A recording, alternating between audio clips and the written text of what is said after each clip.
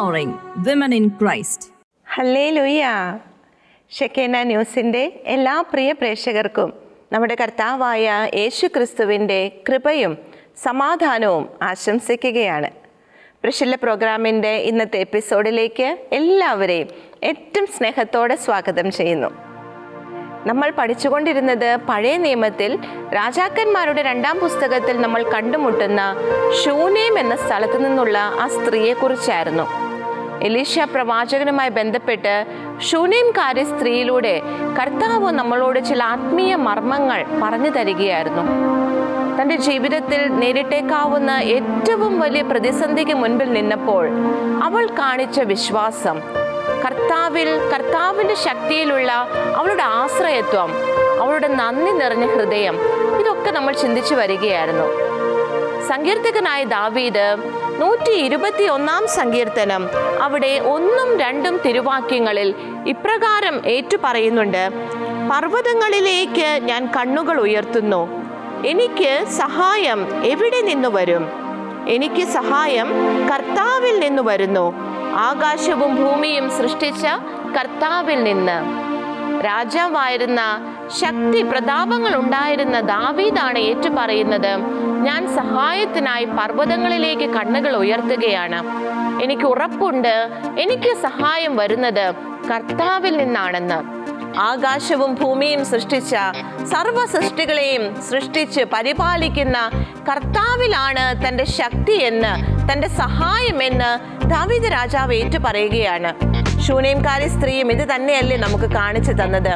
എന്തൊക്കെ ഉണ്ടെങ്കിലും, ഏതൊക്കെ ശക്തി ഉള്ളവരാണെങ്കിലും സഹായം എപ്പോഴും വരുന്നത് കർത്താവിൽ നിന്നാണ്.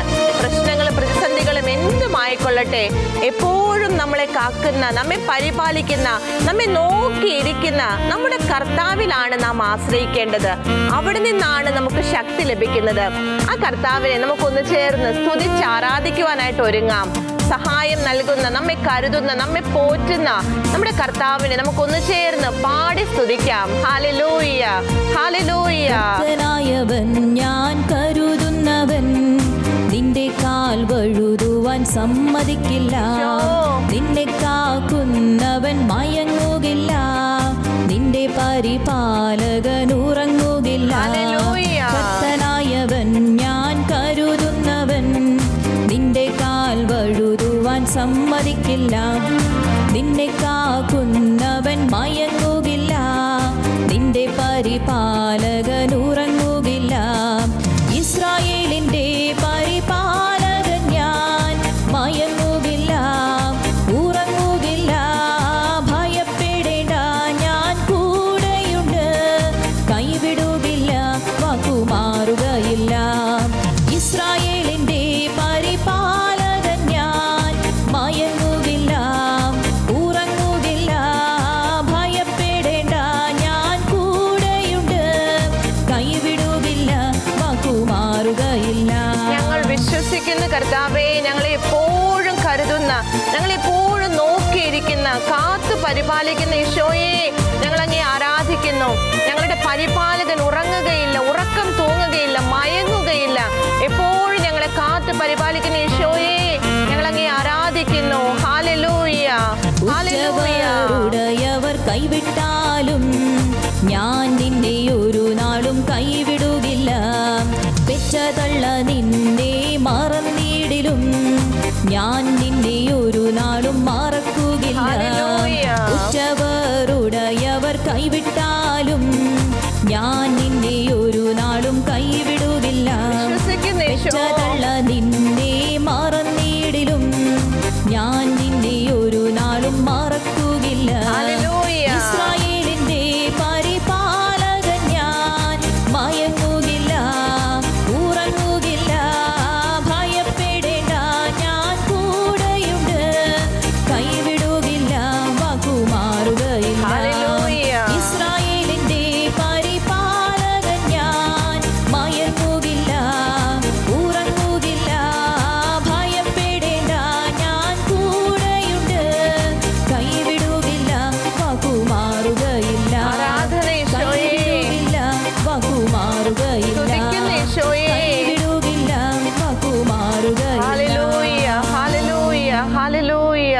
ഹല്ലേലൂയ. കർത്താവേ, ഞങ്ങൾ ഏറ്റു പറയുന്നു, അങ്ങാണ് ഞങ്ങളുടെ പരിപാലകൻ, അങ്ങാണ് ഞങ്ങളുടെ സഹായം, അങ്ങാണ് ഞങ്ങളെ കാത്തു സൂക്ഷിക്കുന്ന സ്നേഹമുള്ള പിതാവ്. ഹല്ലേലൂയ, ഹല്ലേലൂയ. ഈശോയെ ആരാധന, ഈശോയെ മഹത്വം, ഈശോയെ ഹല്ലേലൂയ, ഹല്ലേലൂയ, ഹല്ലേലൂയ. അമ്മേ മാതാവേ, ഞങ്ങൾ അമ്മയോട് ചേർന്ന് പ്രാർത്ഥിക്കുകയാണ്. എപ്പോഴും കർത്താവിൻ്റെ കരുതലിൽ വിശ്വസിച്ച് അതിൽ ആശ്രയിച്ച് ഞങ്ങളെ ജീവിച്ച് കാണിച്ചു തന്ന ഞങ്ങളുടെ പ്രിയപ്പെട്ട അമ്മേ, ആ ഒരു കൃപ ഞങ്ങൾക്ക് ലഭിക്കുവാൻ, ലോകത്തിൽ മറ്റൊന്നിലും സഹായം പ്രതീക്ഷിക്കാതെ എപ്പോഴും കർത്താവിലേക്ക് നോക്കുവാനുള്ള കൃപ അത് ഞങ്ങൾക്ക് ലഭിക്കുവാനായിട്ട് അമ്മയെ പ്രാർത്ഥിക്കണമേ.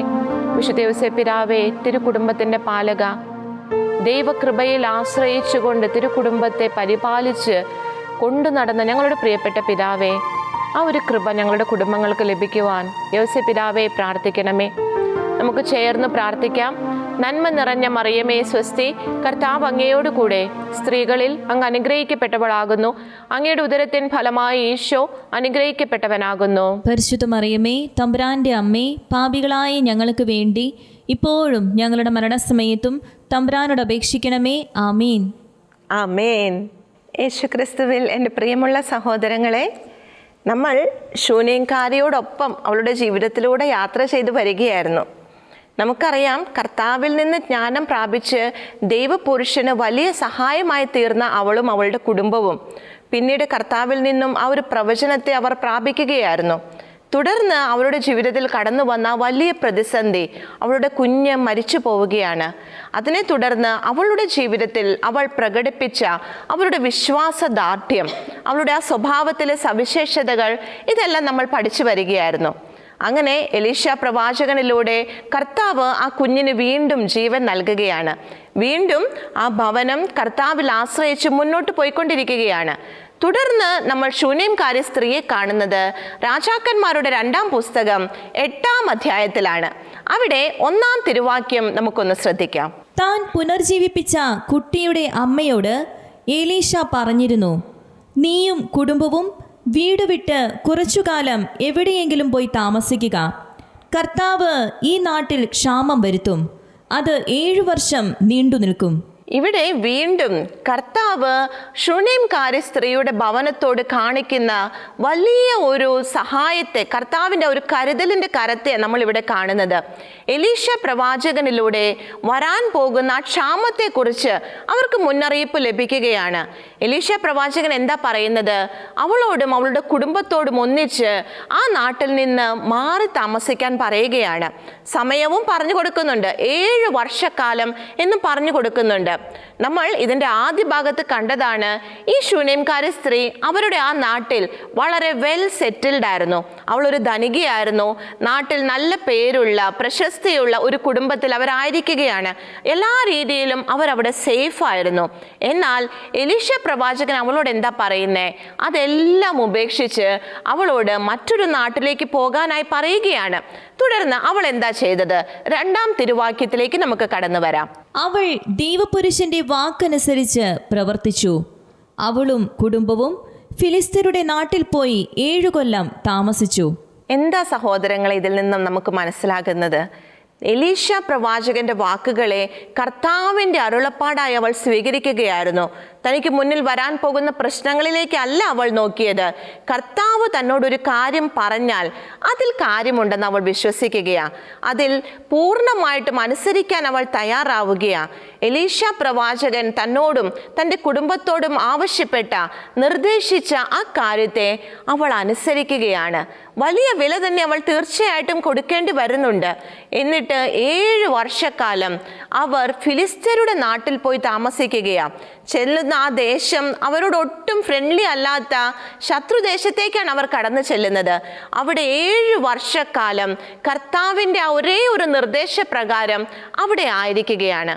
എൻ്റെ പ്രിയ സഹോദരങ്ങളെ, ശൂനേംകാരി സ്ത്രീയുടെ ഈ ഒരു പ്രവൃത്തിയെക്കുറിച്ചാണ് ഇന്ന് നമ്മൾ ചിന്തിക്കുവാനായി പോകുന്നത്. ആ ഒരു വ്യക്തിയെ നമ്മൾ ഒന്ന് കോൺസെൻട്രേറ്റ് ചെയ്ത് നോക്കിക്കേ.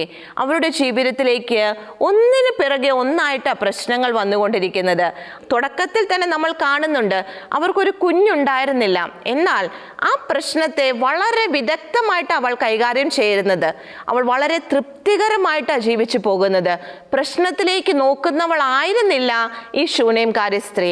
ആ പ്രശ്നത്തെ പ്രതി എല്ലാവരോടും പരാതി പറയുന്ന, സഹായം ചോദിക്കുന്ന ഒരുവളായിരുന്നില്ല ശൂനേംകാരി സ്ത്രീ. എലീശ പ്രവാചകൻ കർത്താവ് വെളിപ്പെടുത്തി കൊടുത്തതനുസരിച്ചാണ് അവളുടെ ആ വിഷമത്തെ തിരിച്ചറിയുന്നത്.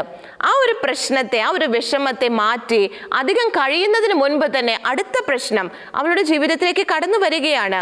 അവൾക്ക് കർത്താവ് ദാനമായി കൊടുത്ത കുഞ്ഞ് മരിച്ചു പോവുകയാണ്. ഈ പ്രതിസന്ധിക്ക് മുന്നിലും അവൾ തളരുന്നില്ല. വളരെ സ്ട്രോങ് ആയിട്ട് അതിൽ മുന്നോട്ട് പോവുകയാണ് ചെയ്യുന്നത്. ഒരിക്കൽ പോലും കർത്താവിനെ അവൾ ചോദ്യം ചെയ്യുന്നില്ല. അവൾ അവളുടെ വിശ്വാസത്തിൽ അടിപതറി പോകുന്നില്ല. മറ്റാരുടെയും അടുക്കൽ അവൾ സഹായം ചോദിക്കുന്നില്ല. കർത്താവിൽ മാത്രം ആശ്രയിച്ചുകൊണ്ട്, കർത്താവിനോട് മാത്രം സഹായം ചോദിച്ചുകൊണ്ട് അവൾ മുന്നോട്ട് പോയതായി നമ്മൾ കണ്ടു. അതിനുശേഷം അതിൽ നിന്ന് അവർ കരകയറി വരികയാണ്. വീണ്ടും അടുത്ത പ്രശ്നം അവരുടെ കുടുംബത്തിലേക്ക് കടന്നു വരികയാണ്. അവിടെ വലിയൊരു ക്ഷാമം ഉണ്ടാകാൻ പോവുകയാണ്. വലിയ സാമ്പത്തിക പ്രതിസന്ധിയിലേക്ക്, വലിയ പ്രശ്നത്തിലേക്ക് അവർ കടന്നു പോകാൻ പോവുകയാണ്. ഇത് വരുമ്പോഴും അവൾ അവിടെ പിറുപിറുക്കുന്നതായി നമ്മൾ കാണുന്നില്ല. പ്രശ്നങ്ങൾ എന്നെ വിട്ടൊഴിയുന്നില്ലല്ലോ എന്നല്ല അവൾ പറയുന്നത്. അതിനപ്പുറത്ത് കർത്താവ് കൊടുത്ത പ്രതിവിധിയിലേക്ക് അവൾ നോക്കുന്നത്. ആ പ്രതിവിധിയെ പരിപൂർണമായിട്ടും അനുസരിക്കാൻ അവൾ തയ്യാറാവുകയാണ്. ആ പ്രതിവിധിയിലൂടെ വരുന്ന പരിണിത ഫലങ്ങളെ അവൾ ശ്രദ്ധിക്കുന്നേയില്ല. കർത്താവാണ് തന്നെ പറഞ്ഞയക്കുന്നത്. അവിടെ കർത്താവ് കരുതും എന്നത് അവൾക്ക് ഉറപ്പായിരുന്നു. ആ കർത്താവിൻ്റെ കരുതലിലേക്കാണ് അവൾ വീണ്ടും നോക്കുന്നത്. ഒരിക്കലും പ്രശ്നത്തിലേക്ക് നോക്കുന്നവളായി ഈ ശൂനേംകാരി സ്ത്രീയെ നമ്മൾ കാണുന്നില്ല. എൻ്റെ പ്രിയ സഹോദരങ്ങളെ, നമുക്ക് നമ്മുടെ ജീവിതത്തെക്കുറിച്ച് ഒന്ന് ചിന്തിച്ചു നോക്കാം. ഒന്നിന് പിറകെ ഒന്നായി പ്രശ്നങ്ങൾ, പ്രതിസന്ധികൾ വരുമ്പോൾ നമ്മുടെ റിയാക്ഷൻ എന്തായിരിക്കും? നാം എങ്ങനെയായിരിക്കും പ്രതികരിക്കുന്നത്?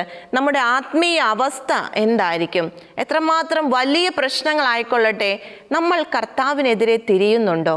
ശ്രദ്ധിക്കണം പ്രിയമുള്ളവരെ, നമ്മുടെ ജീവിതത്തിൽ പ്രശ്നങ്ങൾ മാറി നിൽക്കില്ല എന്ന് പല വചനങ്ങളിലൂടെ നമ്മൾ കണ്ടതാണ്. കർത്താവ് അത് അനുവദിക്കുക തന്നെ ചെയ്യും. തൻ്റെ സാരൂപ്യത്തിലേക്ക് നമ്മളെ കൊണ്ടെത്തിക്കുവാനായിട്ട് കർത്താവ് അനുവദിക്കുക തന്നെ ചെയ്യും. നമുക്ക് പ്രലോഭനങ്ങൾ ഉണ്ടാകും, പരീക്ഷകൾ ഉണ്ടാകും. എന്നാൽ ഇതിലൊക്കെ നമ്മൾ എങ്ങനെയാണ് റിയാക്ട് ചെയ്യുന്നത്? അത് കർത്താവ് ശ്രദ്ധിക്കുന്നുണ്ട് പ്രിയമുള്ളവരെ. ഇവിടെ ഇതുപോലെ ഒത്തിരിയേറെ വിശ്വാസ വീരരെ എന്തിനാ കർത്താവ് നമുക്ക് മുൻപിൽ ആക്കി തരുന്നത്? അവരുടെ മാതൃക നമ്മൾ അനുകരിക്കാനായിട്ടാണ്. അതിൽ നിന്ന് നമ്മൾ പഠിക്കാനായിട്ടാണ്. ഈ ശൂനേംകാരി സ്ത്രീ എത്രമാത്രം കാര്യങ്ങളാണ് നമുക്ക് കാണിച്ചു തന്നത്. അവളുടെ ജീവിതത്തിൽ വന്ന ഓരോ പ്രശ്നത്തെയും അവൾ നേരിട്ട രീതി, അതിനോടുള്ള അവളുടെ ആ ഒരു സമീപനം, അത് തീർച്ചയായിട്ടും നമുക്കൊരു പാഠമാകേണ്ടതാണ്. ഇവിടെ അവൾ കർത്താവിൻ്റെ വാക്കനുസരിച്ച്, പ്രവാചകന്റെ അരുളപ്പാടനുസരിച്ച് അവിടെ ഫിലിസ്തീൻ ദേശത്ത് പോയി 7 വർഷം അവൾ മാറി താമസിക്കുകയാണ്. തുടർന്ന് എന്താ ഉണ്ടായത്? നമുക്ക് 3-ാം തിരുവാക്യത്തിലേക്ക് കടന്നു വരാം. അതിനുശേഷം അവൾ മടങ്ങി വന്ന് രാജാവിനോട് തന്റെ വീടും ഭൂമിയും തിരികെ തരണമെന്ന് അപേക്ഷിച്ചു.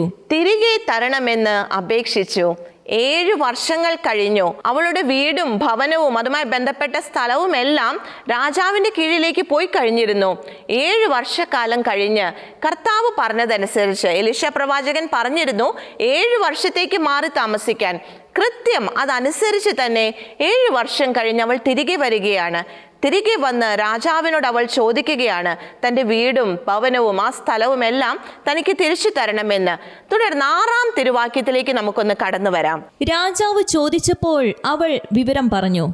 അവളുടെ വസ്തുവകകളും നാട് വിട്ടപ്പോൾ മുതൽ ഇന്നുവരെയുള്ള അവളുടെ ആദായവും അവൾക്ക് തിരികെ കൊടുക്കാൻ രാജാവ് ഒരു സേവകനെ നിയോഗിച്ചു. എൻ്റെ പ്രിയ സഹോദരങ്ങളെ, കർത്താവിൻ്റെ ഡയറക്ഷനിലാണ് നമ്മൾ പോകുന്നതെങ്കിൽ ബാക്കിയുള്ള കാലം അത് കർത്താവ് തന്നെ നമ്മെ കൊണ്ടുപോയിക്കൊള്ളും. ഇവിടെ രാജാവ് എന്തൊക്കെയാ ചെയ്തു കൊടുക്കുന്നത്? എലീശ പ്രവാചകന്റെ വാക്ക് കേട്ട് അവൾ പോയി 7 വർഷം കഴിഞ്ഞു. ആ സ്ഥലം അവൾക്ക് തിരികെ കിട്ടേണ്ട ഒരു ആവശ്യകതയുമില്ല. രാജാവിന്റെ നിയമം അതിനെ അനുകൂലിക്കുന്നില്ല. എന്നാൽ കർത്താവ് തൻ്റെ ജീവിതത്തിൽ ചെയ്ത കാര്യങ്ങൾ അവൾ രാജാവിനോട് പറയുകയാണ്. നമ്മൾ 6-ാം തിരുവാക്യത്തിന്റെ ആദ്യ ഭാഗത്ത് എന്താ വായിച്ചത്? രാജാവ് ചോദിച്ചപ്പോൾ അവൾ വിവരം പറഞ്ഞു. അവൾ വിവരങ്ങളെല്ലാം തൻ്റെ ജീവിതത്തിൽ ഉണ്ടായ സകല കാര്യങ്ങളും രാജാവിനോട് അവൾ പറയുകയാണ്.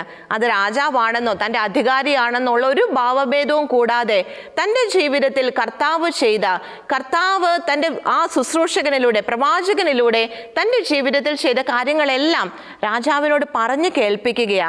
അത് കേട്ട രാജാവ് തുടർന്ന് അവൾക്ക് ആവശ്യമായതെല്ലാം കൂട്ടിക്കൊടുക്കുകയാണ്. അവളിൽ നിന്ന് പിടിച്ചെടുത്തിരുന്ന സ്ഥലങ്ങളെല്ലാം അതിൻ്റെ ആ കാലത്തുള്ള അതിൻ്റെ ആദായ ഫലങ്ങളോട് കൂടി അവൾക്ക് തിരികെ ഏൽപ്പിക്കുകയാണ്. അതെല്ലാം ഒരു സേവകനെ ഏൽപ്പിച്ച് അവൾക്ക് കൃത്യമായിട്ട് അവൾക്ക് എത്തിക്കാനുള്ള കാര്യങ്ങൾ രാജാവ് അവിടെ ചെയ്തു തീർക്കുകയാണ്. എൻ്റെ പ്രിയ സഹോദരങ്ങളെ, ഈ ശൂനേംകാരി സ്ത്രീ കർത്താവിൻ്റെ വാക്ക് കണ്ണുമടച്ച് വിശ്വസിച്ച് അനുസരിച്ചു. തുടർന്ന് അവളുടെ ജീവിതത്തിൽ അതിൻ്റെ ഒരു ഗുണം, അതിൻ്റെ ഒരു ഫലം, പിന്നീട് ആ അനുസരണത്തിൻ്റെ റിസൾട്ട് എന്തായിട്ടാണ് കടന്നു വരുന്നത്? വലിയ ഒരു അനുഗ്രഹമായിട്ടാണ് അത് വരുന്നത്. എൻ്റെ പ്രിയ സഹോദരങ്ങളെ, കർത്താവ് ഒരു കാര്യം നമ്മളോട് പറഞ്ഞിട്ടുണ്ടെങ്കിൽ അതനുസരിച്ച് നിൽക്കാനുള്ള ചങ്കൂറ്റം നമുക്കുണ്ടെങ്കിൽ തീർച്ചയായിട്ടും കർത്താവിൻ്റെ അനുഗ്രഹത്തിൻ്റെ കരം നമ്മുടെ മേലുണ്ടാകുമെന്ന് ശൂനേംകാരി സ്ത്രീയിലൂടെ കർത്താവ് നമുക്ക് കാണിച്ചു തരികയാണ്. ഇത് തന്നെയല്ലേ പൂർവ്വപിതാവായ അബ്രാഹത്തിൻ്റെ ജീവിതത്തിൽ നമ്മൾ കണ്ടത്? അബ്രാഹത്തോട് എല്ലാം വിട്ട് ഇറങ്ങിപ്പോരാൻ കർത്താവ് പറഞ്ഞപ്പോൾ പിന്നെ ഒന്നും അബ്രാഹം ചിന്തിച്ചിട്ടില്ല. എല്ലാം വിട്ട് ആ ഇറങ്ങിപ്പോരലിൽ കർത്താവ് പിന്നെ അനുഗ്രഹമായിട്ട് അബ്രാഹത്തിൻ്റെ കുടുംബത്തോടൊപ്പം നിൽക്കുന്നതാണ് നമ്മൾ കാണുന്നത്. അവൻ എല്ലാ കാര്യങ്ങളും അനുഗ്രഹീതനായി എന്ന് തിരുവചനം എടുത്തെടുത്ത് പറയുന്നുണ്ട്. അവൻ എവിടെ ചെന്നാലും അവിടെയെല്ലാം സമൃദ്ധി പ്രാപിക്കുന്ന ഒരുവനായി തീരുകയായിരുന്നു. എന്താ അതിൻ്റെ ബേസ്? കർത്താവ് പറഞ്ഞ കാര്യത്തെ അവൻ അനുസരിച്ചു. കർത്താവിൻ്റെ കൽപ്പനയെ അവൻ അനുസരിച്ചു. എൻ്റെ പ്രിയ സഹോദരങ്ങളെ, ഇന്ന് ഷെക്കേന ചാനലിലായിരിക്കുമ്പോൾ ഒത്തിരി സഹോദരങ്ങളെ കാണുന്നുണ്ട്. കർത്താവിൻ്റെ വിളിയോട് യെസ് പറഞ്ഞ് ഫുൾ ടൈമർഷിപ്പ് എടുത്തും ഹാഫ് ടൈം ആയിട്ടും ഒക്കെ കർത്താവിൻ്റെ വേലയ്ക്ക് വേണ്ടി ഇറങ്ങി തിരിച്ച് അനേകർ ഇന്ന് ഷെക്കേനയിൽ ജോലി ചെയ്യുന്നുണ്ട്. അവർ അവരുടെ സാധ്യതകളെല്ലാം ഉപേക്ഷിച്ചവരാണ്. ലോകത്തിന് മുൻപിൽ അവർ ബുദ്ധിഹീനരായിരുന്നു. എന്നാൽ കർത്താവ് അവരെ തൻ്റെ ആവശ്യത്തിനായിട്ട് എടുത്ത് ഉപയോഗിക്കുന്നത് അനുദിനം ഇവിടെ കാണാൻ സാധിക്കുന്നുണ്ട്. പ്രിയമുള്ളവരെ, തങ്ങളുടെ കഴിവുകൾ, തങ്ങളുടെ സാധ്യതകൾ കർത്താവ് പറഞ്ഞതനുസരിച്ച് അവർ ഉപയോഗിച്ചപ്പോൾ വലിയ അനുഗ്രഹങ്ങളായിട്ട് അവർ മാറുകയായിരുന്നു. കർത്താവിൻ്റെ ശുശ്രൂഷയിൽ കൂട്ടുവേലക്കാരായിട്ട് അവർ മാറുകയായിരുന്നു. കർത്താവിൻ്റെ അനുഗ്രഹത്തിന് അർഹതയുള്ളവരായിട്ട് ആ ജീവിതങ്ങൾ മാറുകയായിരുന്നു. കർത്താവിൻ്റെ വിളി കേട്ട് ഇറങ്ങിത്തിരിക്കുക എന്ന് പറയുന്നത് ഒരിക്കലും അതത്ര എളുപ്പമുള്ള കാര്യമൊന്നുമല്ല. ശൂനേംകാരി സ്ത്രീ എടുത്ത് കാണിച്ച ആ ഒരു വിവേകം, ആ ഒരു ധൈര്യം അതുണ്ടെങ്കിൽ മാത്രമേ കർത്താവിൻ്റെ കൽപ്പനകളെ അനുസരിക്കാൻ നമുക്ക് സാധിക്കുകയുള്ളൂ. ശൂനേംകാരി സ്ത്രീയിലൂടെ കർത്താവ് ഒത്തിരിയേറെ കാര്യങ്ങൾ നമ്മോട് പറയുകയുണ്ടായി. അവൾ ജ്ഞാനത്താൽ നിറഞ്ഞ് തൻ്റെ ഭവനം പണിതുയർത്തിയ ഒരു അനുഗ്രഹമായി തീർന്ന ഒരു സ്ത്രീയായിരുന്നു. ജ്ഞാനമുള്ള സ്ത്രീയുടെ ജ്ഞാനം അവളുടെ ഭവനം പണിതുയർത്തുന്നു. നമുക്കറിയാം, നമ്മുടെ ശുശ്രൂഷയുടെ തീം വേഴ്സാണത്. ഈ ഒരു സ്ത്രീയിലൂടെ കർത്താവ് അത് തന്നെയല്ലേ നമുക്ക് കാണിച്ചു തന്നത്? ഈ ലോകത്തിന്റെ മാനദണ്ഡം അനുസരിച്ച് തീർത്തും ബുദ്ധിശൂന്യമായ ഒരു പ്രവൃത്തിയാണ് അവർ കാണിച്ചത്. തങ്ങൾക്കുണ്ടായിരുന്ന സാധ്യതകൾ, തങ്ങൾക്കുണ്ടായിരുന്നതെല്ലാം അവർ ഉപേക്ഷിക്കാൻ തയ്യാറായി ഈ ഒരു ചാനലിലേക്ക് കർത്താവിൻ്റെ ശുശ്രൂഷയ്ക്ക് വേണ്ടി കടന്നു വന്നപ്പോൾ പിന്നീട് അവർ കർത്താവിൻ്റെ വേലയിൽ കൂട്ടുവേലക്കാരായി മാറുകയായിരുന്നു. കർത്താവിന് ഉപയോഗിക്കാൻ സാധിക്കുന്ന ഉപയോഗയോഗ്യമായ പാത്രങ്ങളായിട്ട് അവർ ഓരോരുത്തരും മാറുകയായിരുന്നു. ഇന്ന് ഒരു അനുഗ്രഹങ്ങളായിട്ട് അങ്ങനെ കർത്താവിന് വേണ്ടി ഇറങ്ങി തിരിച്ചത് മൂലം അനുഗ്രഹങ്ങളായി നിലകൊള്ളുന്ന അനേകർ ഈ ചാനലിൽ പ്രവർത്തിക്കുന്നുണ്ട്. ഞങ്ങൾ അവരെ അനുദിനം കണ്ടുകൊണ്ടിരിക്കുന്നുണ്ട്. എൻ്റെ പ്രിയ സഹോദരങ്ങളെ, കർത്താവിൻ്റെ വാക്ക് കേട്ട് ഇറങ്ങി തിരിക്കുക എന്ന് പറയുന്നത് അത്ര എളുപ്പമുള്ള കാര്യമൊന്നുമല്ല. വളരെ റിസ്ക് എടുത്തൊരു കാര്യമാണത്. നമുക്കറിയാം, ശൂനേംകാരി സ്ത്രീ കർത്താവിൻ്റെ വാക്കനുസരിച്ച് തനിക്കുള്ളതെല്ലാം ഉപേക്ഷിച്ച് വേറൊരു ദേശത്തേക്ക് അവൾ പോകാൻ തയ്യാറാവുകയാണ്. അപ്പോഴാണ് അവൾ അനുഗ്രഹത്തിന് യോഗ്യയായി തീരുന്നത്. തൻ്റെ കുടുംബത്തിന് അവൾ വലിയ അനുഗ്രഹമായി തീരുന്നത്. അവളിലൂടെ ആ കുടുംബം കൂടുതൽ പ്രബലപ്പെടുകയായിരുന്നു. കർത്താവിൻ്റെ വാക്ക് കേട്ട് നമ്മൾ ഇറങ്ങിത്തിരിക്കുമ്പോൾ, കർത്താവിൻ്റെ കൽപ്പനകൾ അനുസരിക്കാനായി നമ്മൾ വില കൊടുക്കുമ്പോൾ, കർത്താവിൻ്റെ അനുഗ്രഹത്തിന് നമ്മൾ വലിയ യോഗ്യത നേടുകയാണ്. പ്രിയമുള്ള സഹോദരങ്ങളെ, ശൂന്യംകാരി സ്ത്രീ പരിശുദ്ധ വചനം പറയുന്നത് പോലെ അവളുടെ ജ്ഞാനം അവളുടെ ഭവനത്തെ പണിതുയർത്തുകയായിരുന്നു. നമ്മുടെ ഈ ശുശ്രൂഷയുടെ തീം വേഴ്സ് നമുക്കറിയാം, സുഭാഷിതങ്ങൾ 14:1. സ്ത്രീയുടെ ജ്ഞാനം അവളുടെ ഭവനം പണിതുയർത്തുന്നു. ശൂന്യംകാരി സ്ത്രീയുടെ ജ്ഞാനം അവളുടെ ഭവനത്തെ പണിതുയർത്തുന്നതായി നമുക്ക് കാണുവാൻ സാധിക്കും. ആരംഭത്തിൽ നമ്മൾ കണ്ടു, അവൾ ജ്ഞാനത്തിൽ നിറഞ്ഞ് വിവേകത്തോടെ ദൈവപുരുഷനെ തിരിച്ചറിയുകയാണ്. മറ്റു പ്രവാചകന്മാരെ പോലെ, വ്യാജ പ്രവാചകന്മാരെ പോലെ അല്ല ഈ ദൈവപുരുഷൻ കർത്താവിനാൽ നിയോഗിക്കപ്പെട്ടവനാണെന്ന് തിരിച്ചറിഞ്ഞ് അദ്ദേഹത്തിന് വേണ്ടുന്നതായ എല്ലാ സഹായങ്ങളും അവർ കുടുംബം ഒന്നിച്ച് ചെയ്യുന്നതായി നമ്മൾ കാണുന്നുണ്ട്. കർത്താവിൻ്റെ ജ്ഞാനത്തിൽ നിറഞ്ഞ് അവൾ ആ പ്രവൃത്തി ചെയ്യുകയാണ്. താൻ ആയിരുന്ന അവസ്ഥയിൽ അവൾ പൂർണ്ണമായിട്ടും തൃപ്തയായിരുന്നു. തനിക്ക് ഒത്തിരിയേറെ ആവശ്യങ്ങൾ ഉണ്ടായിരുന്നു. എന്നാൽ ആവശ്യങ്ങൾ ഒന്നും ചോദിച്ചു വാങ്ങാത്ത കർത്താവ് തന്നെ എങ്ങനെ കൊണ്ടുപോകുന്നു, അതിൽ പൂർണ്ണമായും തൃപ്തി അടഞ്ഞ ഒരു സ്ത്രീയെ കർത്താവ് നമുക്ക് കാണിച്ചു തന്നു. എന്നാൽ അതിനിടയിലൂടെ അവളുടെ ഉള്ളു പരിശോധിച്ചറിഞ്ഞ കർത്താവ് വലിയൊരു അനുഗ്രഹത്തെ കുടുംബത്തിന് കൊടുക്കുമ്പോൾ, ആ കുടുംബത്തിലേക്ക് കടന്നു വന്ന അനുഗ്രഹത്തെ വളരെ സന്തോഷത്തോടെ സ്വീകരിക്കുന്ന ജ്ഞാനത്താൽ നിറഞ്ഞ ശൂന്യംകാരി സ്ത്രീയെ വീണ്ടും നമ്മൾ കാണുന്നുണ്ട്. തുടർന്ന് പ്രശ്നങ്ങൾ ഒന്നൊന്നായി ആ ഭവനത്തിലേക്ക് കടന്നു വരികയാണ്. നമ്മൾ കണ്ടു, അവളുടെ മകൻ മരിക്കുന്നു. അപ്പോഴും കർത്താവിലേക്ക് മാത്രം നോക്കുന്ന, കർത്താവിൻ്റെ പുരുഷന്റെ കാൽക്കൽ വീണ് ഉറപ്പോടെ അവനെ പിടിച്ചു നിർത്തി തൻ്റെ ആ ഒരു ആവശ്യത്തിലേക്ക് അവളെ നയിക്കുന്ന ജ്ഞാനത്താൽ നിറഞ്ഞ ശൂന്യംകാരി സ്ത്രീയെ വീണ്ടും നമ്മൾ കാണുന്നുണ്ട്. ആ ഒരു പ്രാർത്ഥനയ്ക്ക് ഉത്തരം ലഭിച്ചപ്പോൾ നന്ദി നിറഞ്ഞ ഹൃദയത്തോടെ വീണ്ടും കർത്താവിൻ്റെ അടുക്കലേക്ക് ഓടിയെത്തുന്ന ജ്ഞാനത്താൽ നിറഞ്ഞ ശൂന്യംകാരി സ്ത്രീ.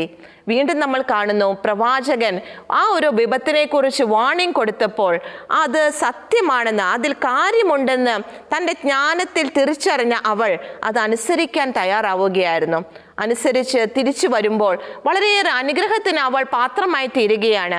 അവിടെയും കർത്താവിന് സാക്ഷ്യം നൽകുന്നതിൽ ഒട്ടും ലജ്ജിക്കാതെ രാജാവിൻ്റെ മുൻപിൽ കർത്താവ് ചെയ്ത പ്രവർത്തനങ്ങളെ വളരെ ധീരതയോടെ വിവരിക്കുന്ന ജ്ഞാനത്താൽ നിറഞ്ഞ ശൂന്യംകാരി സ്ത്രീയെ നമ്മൾ വീണ്ടും കാണുന്നുണ്ട്. എൻ്റെ പ്രിയ സഹോദരിമാരെ, ജ്ഞാനത്താൽ നിറഞ്ഞ് നമ്മുടെ ഭവനങ്ങളെ പണിതുയർത്തുന്നവരായിട്ട് നമ്മൾ മാറണമെന്ന ശൂന്യംകാരി സ്ത്രീ നാം ഓരോരുത്തരോടും ആവശ്യപ്പെടുന്നത്. സുഭാഷിത പുസ്തകം 14-ാം അധ്യായം 1-ാം തിരുവാക്യം, സ്ത്രീയുടെ ജ്ഞാനം അവളുടെ ഭവനം പണിതുയർത്തുന്നു, എന്നാൽ ഭോഷത്വം, ജ്ഞാനം പ്രാപിക്കാത്ത ഓരോ സ്ത്രീയും സ്വന്തം കൈകൊണ്ട് അത് ഇടിച്ചു നിരത്തുന്നു എന്നാണ് തിരുവചനം പറയുന്നത്. ചോയ്സ് നമ്മുടേതാണ് പ്രിയമുള്ളവരെ.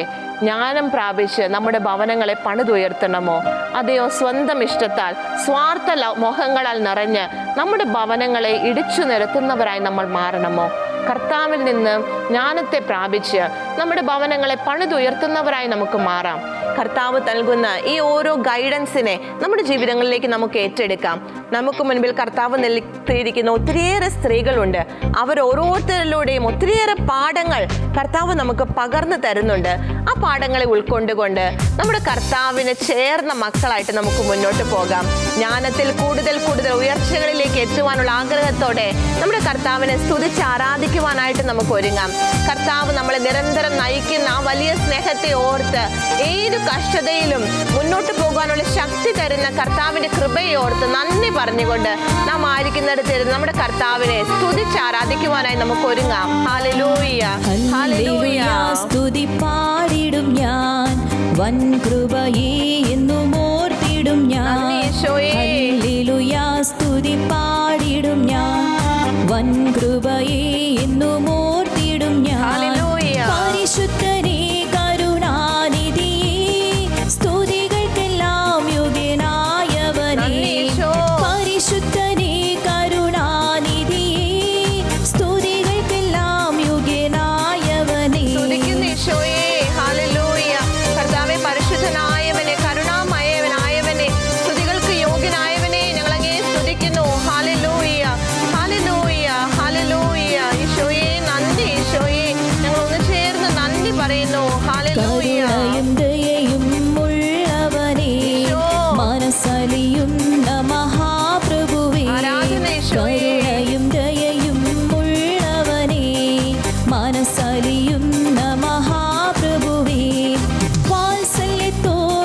ചേർത്തവനേ, മാറാത്ത സ്നേഹം പകർന്നവനേ, ഹല്ലേലൂയ. വാത്സല്യത്തോടെന്നെ ചേർത്തവനേ, മാറാത്ത സ്നേഹം പകർന്നവനേ. ഹല്ലേലൂയ, സ്തുതി പാടിടും ഞാൻ, ഈശോയെ ആരാധന. വൻകൃപയെ എന്നും ഓർത്തിടും ഞാൻ. ഹല്ലേലൂയ.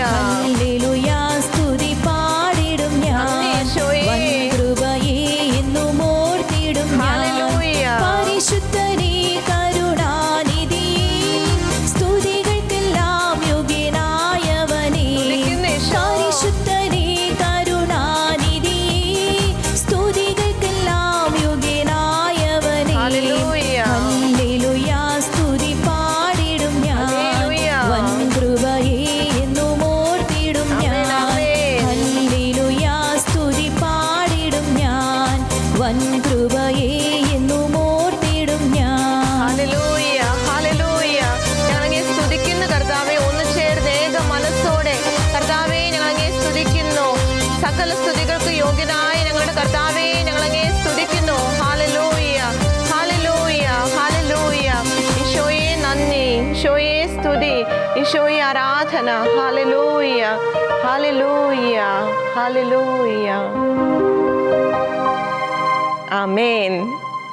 എൻ്റെ പ്രിയ സഹോദരങ്ങളെ, ശൂന്യംകാരി സ്ത്രീയിലൂടെ കർത്താവ് നമുക്ക് പകർന്നു തന്ന പാഠങ്ങൾ നമ്മുടെ ജീവിതത്തിലേക്ക് നമുക്ക് ഉൾക്കൊള്ളാം. അതനുസരിച്ച് നമ്മുടെ ജീവിതത്തിൽ ആത്മീയ ഉന്നതി പ്രാപിച്ച് നമുക്ക് ഒരുമിച്ച് ഐക്യത്തോടെ വിശ്വാസ ജീവിതത്തിൽ, വിശ്വാസ യാത്രയിൽ മുന്നോട്ട് പോകാം. കർത്താവ് എല്ലാവരെയും സമൃദ്ധമായി അനുഗ്രഹിക്കുകയും പരിപാലിക്കുകയും ചെയ്യട്ടെ. നിങ്ങളുടെ അഭിപ്രായങ്ങളും പ്രാർത്ഥനാ നിയോഗങ്ങളും ഞങ്ങളെ അറിയിക്കുക. ഞങ്ങളുടെ നമ്പർ 9495219811. ഞങ്ങളുടെ ഇമെയിൽ priscilla@gmail.com. ഞങ്ങളുടെ address പ്രിഷില്ല Shekinah news, Thalikkode, Pattikkad PO, Thrissur, Kerala 680652.